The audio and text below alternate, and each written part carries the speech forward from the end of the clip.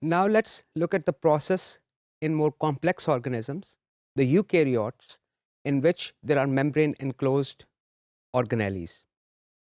First of all, higher organisms don't divide just because nutrients are available.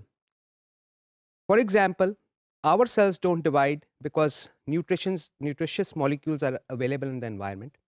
Our blood is full of nutritious molecules. So if that was the criteria, our cells will keep on dividing, and it will be disastrous. That is something that happens in cancers. Our cell division is regulated. Cells in our body only divide when they have received a signal. For example, when we get a cut, special type of cell fragments, they accumulate at the site of cut. These cells, platelets, they stop the bleeding. Additionally, they produce special molecules, platelet-derived growth factor, for example. It diffuses to the surrounding tissue, and it allows the cells to divide within the neighborhood.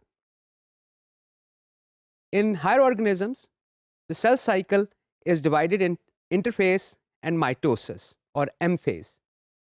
The interphase has three different subphases: G1, S, and G2. And the M phase, or the mitosis phase, also has two components. Actually, the mitosis itself and the cytokinesis, in which a cell splits into two parts, into two daughter cells.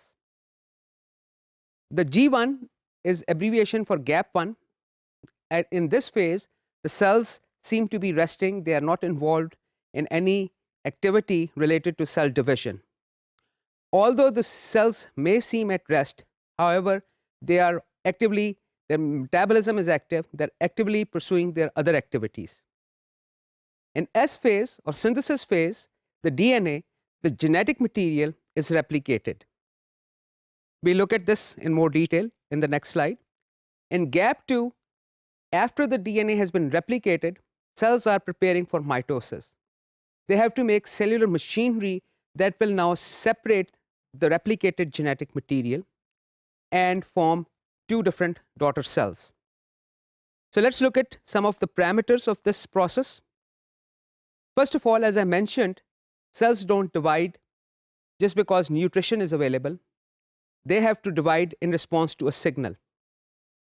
When cells are in G1 or gap1, if the cells have received a signal to divide, they will make special protein.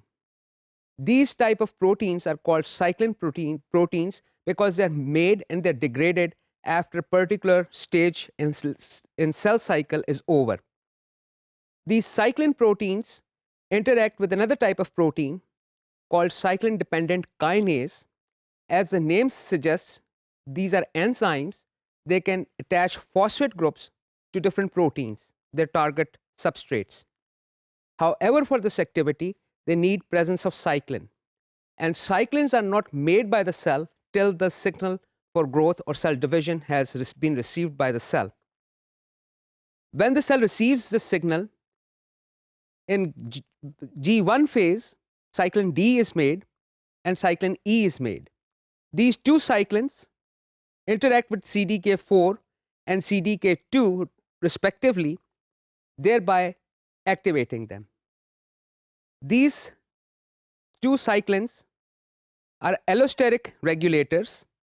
They attach to these enzymes at a specific location and cause a conformational change which allows these enzymes to phosphorylate different target proteins. One of the target proteins for these enzymes is an RB protein, retinoblastoma protein. Retinoblastoma protein is a brake, is a negative regulator for DNA synthesis. Once this protein, RB protein, is phosphorylated by CDKs, which are now active, they're associated with cyclins, this RB protein can no longer hold an essential protein called E2F, which is required for production of proteins or machinery that results in DNA replication.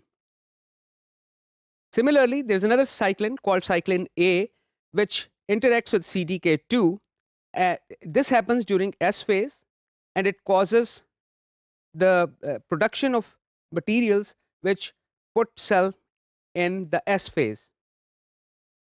The cyclin B and CDK1, they interact at the junction of G2 and M phase.